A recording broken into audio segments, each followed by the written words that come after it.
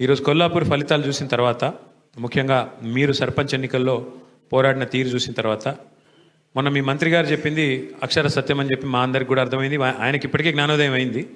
ఇప్పుడు మీకు మాకు కొల్లాపూర్ ప్రజలకు కూడా స్పష్టత వచ్చిందని నేను అనుకుంటా ఉన్నాను. మంత్రి కృష్ణారావు గారు ఆ మధ్యన ఆదిలాబాద్ జిల్లాలో ఆడిన పోయినాడు.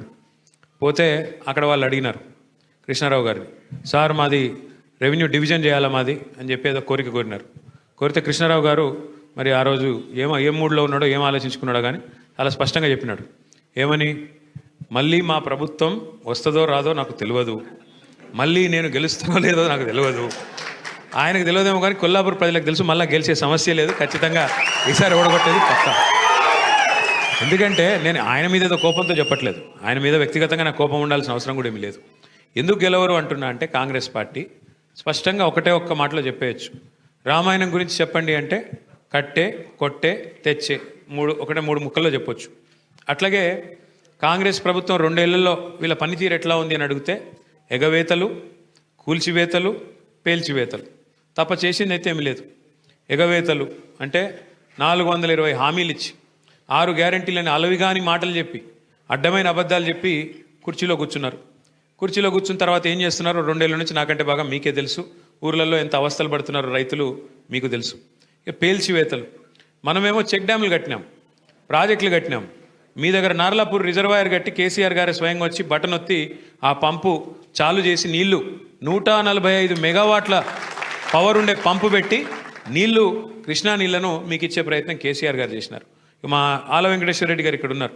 ఒక్క దేవరకద్ర నియోజకవర్గంలో 36 చెక్ డ్యాములు కట్టినారు కేసీఆర్ గారు. ఒకటే నియోజకవర్గం నేను చెప్పేది. అట్లా ప్రతి నియోజకవర్గంలో అద్భుతమైన పనులు జరిగినాయి. మనమేమో ఆ పని చేసినాం, నిర్మాణం చేసినాం, వీళ్ళేమో విధ్వంసం చేస్తున్నారు. ప్రపంచ చరిత్రలో ఎక్కడైనా సరే చెక్ డ్యాములు కట్టాలి, చెరువులు కట్టాలి, నీళ్ళు ఇవ్వాలి అనే పద్ధతిలో ఆలోచించిన ప్రభుత్వాలను చూసినాం. కానీ మేడిగడ్డను పేల్చేయాలి, చెక్ డ్యాములను పేల్చేయాలి, అవసరమైతే ఆ బ్యారాజీని కూలగొట్టైనా సరే రాజకీయంగా లాభం పొందాలి అనే వికృతమైన, అనే ఒక కుసంస్కారమైన ప్రభుత్వం, కుసంస్కారమైన పార్టీ బహుశా భారతదేశ చరిత్రలో ఒక కాంగ్రెస్ పార్టీ మాత్రమే. ఇక మీకు తెలుసు, కూల్చివేతలు అయితే మీరు చూస్తూనే ఉన్నారు. ఎంత పెద్ద ఎత్తున పేదల ఇండ్లు కూలగొడుతున్నారు ఇలా రాష్ట్రంలో మీరు చూస్తూ ఉన్నారు. ఒక్క దగ్గరని కాదు, మహబూబ్ నగర్తో ప్రారంభమైంది. నాకు గుర్తున్నది, అక్కడ పాపం దివ్యాంగులు కొంతమంది కాళ్ళు చేయలు సక్క లేని వాళ్ళు, వాళ్ళ కాలనీ కట్టుకుంటే వీళ్ళ ప్రభుత్వం వచ్చినాక మొట్టమొదటిసారి కూలగొట్టిందే ఆ దివ్యాంగుల కాలనీలో పోయి మొత్తం ఇళ్ళని కూలగొడితే మా సీనన్న పోయి వాళ్ళందరికీ అన్నం పెట్టి పాపం ఎండకు ఎండుతూ వానకు నానుతుంటే పోయి వాళ్లకు ఆశ్రయం ఇచ్చి కాపాడినాడు శ్రీనివాస్ గౌడ్ గారు. ఈ ప్రభుత్వం ఈ 2 ఏళ్లలో సాధించింది మాత్రం శూన్యం. తమ అసమర్థతను కప్పిపుచ్చుకోవడానికి, తమ చేతగాంతనాన్ని కప్పిపుచ్చుకోనికే వీళ్ళు కొత్త పల్లవి అందుకున్నారు. ఏమంటారు ఏమని అడిగితే, ఏమైందయ్యా రేవంత్ రెడ్డి గారు, 6 గ్యారెంటీలు ఎందుకు అమలు చేయట్లేదు, నెలకు 2,500,000 రూపాయలు ఇస్తానంటివి కదా మహిళలకు, ఎందుకు ఇస్తలేవు, 100 రోజుల్లో ఇస్తానంటివి, మరి ఇప్పటికే 25 నెలలు అయిపోయింది, 700-800 రోజులు అయిపోయింది, ఎప్పుడు ఇస్తావు అంటే ఒక్కటే పట్టుకున్నారు ఇంకా డైలాగ్. కేసీఆర్ అప్పులపాలు చేసిపోయినాడు, రాష్ట్రం దివాలా తీసింది, కేసీఆర్ అప్పులపాలు చేసిపోయినాడు. మేము ఇక్కడ ఏదో లంకె బిందెలు ఉంటాయనుకొని వచ్చినాం, లంకె బిందెలు లేవు, మేము ఢిల్లీకి పోతే మమ్మల్ని దొంగలాగా చూస్తున్నారు, చెప్పులు ఎత్తుకుపోతాను అనుకుంటున్నారు నన్ను చూస్తుంటే, కాబట్టి నాకు ఎవరు అపాయింట్మెంట్ ఇస్తలేడు. ఒక మాట మాత్రం మీకు చెప్పాలా, ఎందుకంటే మీ మంత్రి గారు కూడా అదే అబద్ధం చెప్తా ఉన్నాడు. జూపల్లి నేను చూసినామన్నా, ఇదే జూపల్లి ఆనాడు కేసీఆర్ ప్రభుత్వంలో ఉన్నప్పుడు ఏం మాట్లాడినాడో మీ దగ్గర వీడియోలు అన్నీ ఉన్నాయి, లేకపోతే నేను పంపిస్తా, ఉన్నాయా? ఇదే మనిషి ఇవాళ అవకాశం కోసం, అవకాశవాదంతో కాంగ్రెస్లో పోయి ఆయనకు టికెట్ ఇవ్వకపోతే, మనం హర్షవర్ధన్ రెడ్డి గారికి టికెట్ ఇస్తే కేవలం అవకాశవాదంతో పోయి ఇవాళ కేసీఆర్ గారిని తిట్టేంత పెద్దోడైపోయినాడు. ఒకనాడు కేసీఆర్ గారిని దేవుడు మా పాలమూరుకని పొగిడిన జూపల్లి ఇవాళ కేవలం స్వార్థం, కేవలం రాజకీయం కోసం అడ్డమైన అబద్ధాలు రేవంత్ రెడ్డి గురించి ఇలా మాట్లాడుతూ ఉన్నాడు. రేవంత్ రెడ్డి దేవుడు, ఇంద్రుడు, చంద్రుడు, ఆయన పదవిని కాపాడుకోనికే. ఎవరికి దేవుడు రేవంత్ రెడ్డి, ఎవరికి ఇంద్రుడు, ఎవరికి చంద్రుడు? ఏది మోసం చేసి మొత్తం రైతులందరినీ, ఒకరినిద్దరిని కాదు, రైతులందరినీ మోసం చేసినాడు కదా. ఎన్ని మాటలు చెప్పినాడు కేసీఆర్ గారు. 2 పంటలకు రైతు బంధు ఇస్తే 3వ పంటకి ఇవ్వాలా అన్నాడు. 3వ పంటకి ఇవ్వవా నువ్వు రైతు బంధు అని మాట్లాడినాడు. మళ్ళీ ఇవాళ పరిస్థితి ఏంది? కేసీఆర్ గారు ఉన్నప్పుడు బ్రహ్మాండంగా మీరు అడగకుండానే నాటేసే కాలం వచ్చిందంటే చాలు ఫోన్లు టింగు టింగు మన మోగేది. 11 సార్లు 73,000 కోట్ల రూపాయలు 70 లక్షల రైతుల ఖాతాల్లో మీరు అడగకుండానే, దరఖాస్తు పెట్టకుండానే పడ్డాయి. ఈరోజు ఏంది పరిస్థితి? రేవంత్ రెడ్డి ప్రభుత్వం వచ్చినాక, కాంగ్రెస్ ప్రభుత్వం వచ్చినాక ఒకటే ఒక్కసారి రైతు భరోసా ఇచ్చింది, ఒకే ఒక్కసారి. మొదటిసారి మనం కూడబెట్టిందే రైతు బంధు ఎలక్షన్లు అప్పుడు ఆపి, ఎలక్షన్లు అయినాక యాజ్ ఇట్ ఈజ్ అదే 5,000 ఇచ్చినారు. అది కేసీఆర్ గారు ఇచ్చింది తప్ప వీళ్ళు ఇచ్చింది కాదు. ఆ తర్వాత 2 సార్లు ఎగ్గొట్టినారు.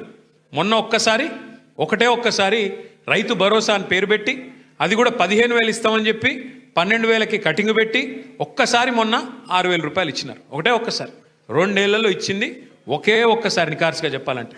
ఇది ఇలా రైతు పరిస్థితి. సరే, ఇక రైతు భరోసా పక్కన పెడితే, రైతు బంధు పక్కన పెడితే, ఇలా రైతుల అవస్థ ఇప్పుడే హర్షవర్ధన్ రెడ్డి గారు చెప్పినారు. క్రాప్ హాలిడే ప్రకటించే దుస్థితి, యూరియా కోసం లైన్లలో యుద్ధాలు చేసే పరిస్థితి. నేను చెప్తుంది అబద్ధమా? మీరు చూస్తున్నారు గ్రామాల్లో. మీరు చూడండి ఒక్క మాట, లైన్లు కడుతున్నారు, చెప్పులు లైన్లో పెడుతున్నారు రైతులు. మరి అవన్నీ పేపర్ వాళ్ళు ఫోటోలు తీసి, మా తమ్ముళ్ళు వీడియోలు తీసి సోషల్ మీడియాలో పెడుతున్నారు. మరి తప్పించుకోవాలా? ఏం చేయాలా? అందుకే కొత్త ఉపాయం పన్నినాడు రేవంత్ రెడ్డి గారు. కొత్త ఉపాయం కనిపెట్టినాడు. ఏమని?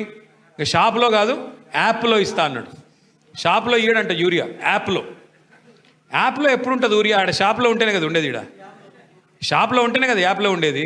అది లేదంట. కానీ ఇప్పుడు ఇంకొక కొత్త ఆలోచన, యూరియా కార్డు అంటే ఇప్పుడు ఈ గ్యారంటీ కార్డులు అయిపోయినాయి, గ్యారంటీ కార్డులు మొత్తం అయిపోయినాయి అంటే, ఇంకా అన్నీ అమలు అయిపోయినాయి, అన్నీ జరిగిపోయినాయి. ఇప్పుడు యూరియా కార్డు ఇస్తారంట. నేను ఒకటే అడుగుతున్నా, ఆలోచించమని కోరుతున్నా మా కొల్లాపూర్ రైతన్నలందరినీ, రైతు బిడ్డలందరినీ. కేసీఆర్ గారు 10 ఏళ్ళు ప్రభుత్వాన్ని నడిపినప్పుడు ఒక ఆటో వాడికి డబ్బులు ఇస్తే బాయికాడికి వచ్చి బంగారం వలే 6 కావాలంటే 6, 10 కావాలంటే 10 బస్తాలు వేసిపోయిన మాట యాదికుందా? వాస్తవమేనని చెప్పేది.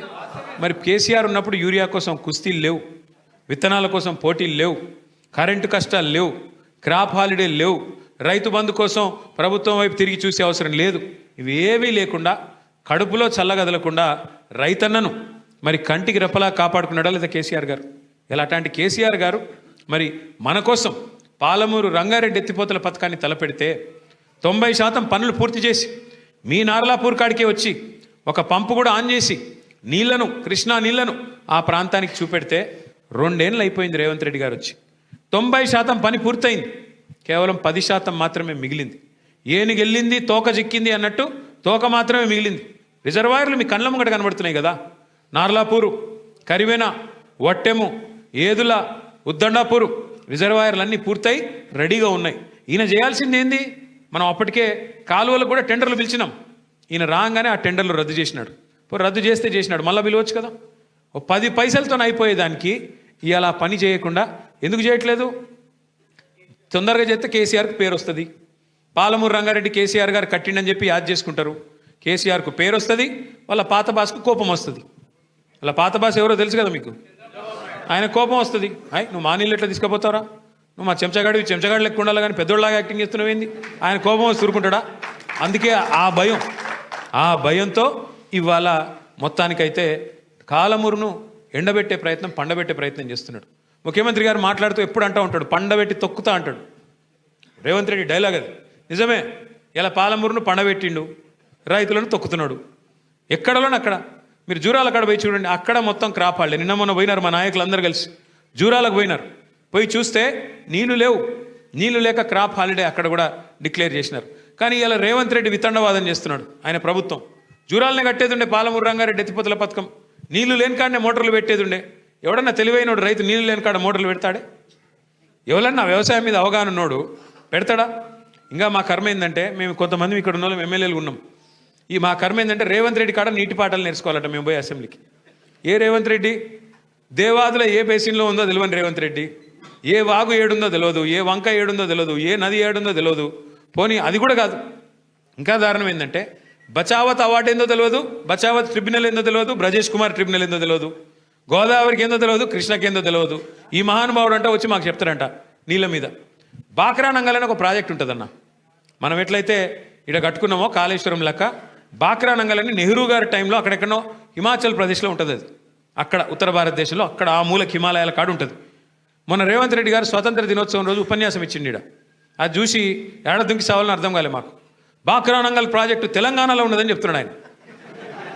ఇక ఈయన అంట మాకు వచ్చి మాకు నదుల గురించి, మాకు నీళ్ళ గురించి ఏది కేసీఆర్ గారికి వచ్చి అది ఇంకా ఈ పార్టీ దానికి కేసీఆర్ నువ్వు రా అసెంబ్లీకి, ఏది ఈయన కాడ నేర్చుకోవాలా బాక్రా నంగల్ ఆడున్నది, లేకపోతే చెక్ డ్యామ్ని ఎట్లా బేల్ చేయాలా, మేడిగడ్డను ఎట్లా వేలు చేసినాం ఇవన్నీ చూపెట్టనీకే పీపీటీ పవర్ పాయింట్ ప్రజెంటేషన్ ఇస్తారంట. దయచేసి మీరు ఒక్కటే గుర్తుపెట్టుకోండి, కొల్లాపూర్లో మీ అందరితో ఒకటే ప్రార్థన. సరే జరిగింది మనం ఎందుకు ఓడిపోయినాం 2023లో ఏ కారణం చేతనో మహబూబ్నగర్ జిల్లాలో కేవలం 2 సీట్లు వచ్చినాయి, నడిగడ్డలో, గద్వాల, అలంపూర్, మిగతా 12 కూడా మనం ఓడిపోయినాం. కొన్ని చోట్ల మీ వాళ్ళు కూడా ఏమనుకున్నారంటే పోతే మా హర్ష ఓడిపోతాడులే కానీ కేసీఆర్ గారు ఉంటాడులే అనుకున్నారులే. కొల్లాపూర్లో కూడా పోతే హర్ష పోతాడేమో కానీ అనుకున్నారు. అట్లా చాలామంది అనుకున్నారు. అట్లా పక్కన నార్కర్నూలు అనుకున్నారు, కల్వకుర్తులు అనుకున్నారు, కోడంగల్లో అనుకున్నారు, మిగతా 12 నియోజకవర్గాలు అనుకునే వరకు కేసీఆర్ గారి పదవి కూడా పోయింది, మొత్తానికి పార్టీ కూడా ఓడిపోయింది. అందుకే ఈసారి దండం పెట్టి మీకు చెప్పేది ఏమంటే సర్పంచ్ ఎన్నికల్లో నిజంగా కూడా చాలా గొప్ప ఫలితాలు మీరు సాధించారు కొల్లాపూర్లో. మంత్రి గారి దౌర్జన్యం, ఆయన మనస్తత్వం అంతా కూడా మాకు తెలుసు. ఇప్పుడు హర్ష అంటున్నాడు మీరు రావాలా అని. నేను ఒకసారి కాదు 2 సార్లు వచ్చిన కొల్లాపూర్కి. ఏది, ఒకసారి మల్లేష్ యాదవ్ చచ్చిపోతే వచ్చిన, ఇంకోసారి శ్రీధర్ రెడ్డి గారు చచ్చిపోతే కూడా వచ్చినాం. నేను, ప్రవీణ్ గారు, మేమందరం వచ్చినాం. వచ్చి శ్రీధర్ రెడ్డి గారు చనిపోయిన రోజు అయితే దాదాపు 5-6 కిలోమీటర్లు నడిచినాం. అక్కడి నుంచి ఆ చిన్నంబాయి నుంచి వాళ్ళ ఊరు దాకా నడిచినాం. అట్లా మీకు కష్టం ఎప్పుడొచ్చినా తప్పకుండా మేమందరం వస్తాం, పార్టీగా వచ్చి మీకు అండగా నిలబడతాం. ఆ విషయంలో అనుమానం వద్దు. కానీ మీతో ఒక్కటే ప్రార్థన, కేసీఆర్ గారు ఎవరికైనా టికెట్ ఇస్తే, ఎవరికైనా బీఫామ్ ఇస్తే ఈ కాడ నుంచి మనం లెక్కలు పెట్టొద్దు. ఈ కాడ నుంచి ఆయన మంచోడా, ఆయన పొట్టిగున్నాడా, పొడుగున్నాడా, ఆయన గడ్డం ఉన్నదా, మీసం ఉన్నదా, వద్దు. కేసీఆర్ గారు మళ్ళీ తిరిగి ముఖ్యమంత్రి కావాలి అంటే రేపు ఎంపీటీసీ ఎన్నికైనా, జెడ్పీటీసీ ఎన్నికైనా, కౌన్సిలర్ ఎన్నికైనా కారు గుర్తు మీద ఎవరైనా వస్తే ఇక నేను కేసీఆర్కి వేస్తున్నాను చెప్పి కళ్ళు మూసుకొని వత్తేయాలంతే. ఉంటాయి, ప్రతి ఊళ్ళో పంచాయతీలు ఉంటాయి, ప్రతి వార్డులో పంచాయతీలు ఉంటాయి, ప్రతి పట్టణంలో పంచాయతీలు ఉంటాయి, చిన్న చిన్న తాకట్లు ఉంటాయి. మనుషులం కదా, కొన్ని పంచాయతీలు ఉంటాయి. కానీ గుల్గాలే, అల్గాలే, అసంతృప్తి ఉంటే హర్ష దగ్గరకు వచ్చి కొట్లాడాలి. కానీ ఒకసారి టికెట్ ఇచ్చినాక మాత్రం, టికెట్ డిక్లేర్ అయినాక మాత్రం లోపల అనుకోవాలి అనుకునేది. కానీ బయటికి మాత్రం ఒక్కసారి బయటికి వెళ్ళినామంటే అక్కడ ఎవరికి టికెట్ ఇస్తే వాళ్ళకి ఇగో ఈయననే కేసీఆర్ పంపించిన అభ్యర్థి, ఈయననే కారు గుర్తు మీద ఉన్నాడు, ఈయనకే మేము నిలబడతాం. అందుకే నేను ఎప్పుడు చెప్పేది, గులుగుడే, గుద్దుడే, గులుగాల, అలగాల. కుటుంబం ఉన్నప్పుడు అన్నీ ఉంటాయి. నాకు టికెట్ కావాలంటే కొట్లాడాలా. కానీ ఒకరికే వస్తుంది కదా టికెట్, ఒకరికే వస్తుంది కదా బీఫామ్. చింపి 4గురికి అయితే ఇయ్యలేము కదా, చింపితే మళ్ళీ చెల్లదు, అది కూడా తెలుసు మీకు. కాబట్టి కొల్లాపూర్ మున్సిపాలిటీలో కానీ, జిల్లా పరిషత్లో కానీ మీరు మంచి విజయాలు సాధించాలని, హర్షవర్ధన్ రెడ్డి గారి నాయకత్వంలో మీరు పురోగమించాలని, చక్కగా రేపటి రోజున హర్ష కూడా మీకు అండగా మరింత ఎక్కువ టైం కొల్లాపూర్లో గడపాలని, అది కూడా చెప్తున్నాను, గడపాలని, ఎక్కువ మీ మధ్యలోనే ఉండాలని చెప్పి కూడా మనస్ఫూర్తిగా ఆకాంక్షిస్తూ మొన్నటి ఎన్నికల్లో అభ్యర్థుల విజయం కోసం మరి కష్టపడ్డ ప్రతి ఒక్కరికి మనస్ఫూర్తిగా అభినందనలు తెలియజేస్తూ, సంక్రాంతి పండుగ తర్వాత తప్పకుండా కొల్లాపూర్లో మళ్ళీ కలుసుకుందామని చెప్పి కూడా తెలియజేస్తూ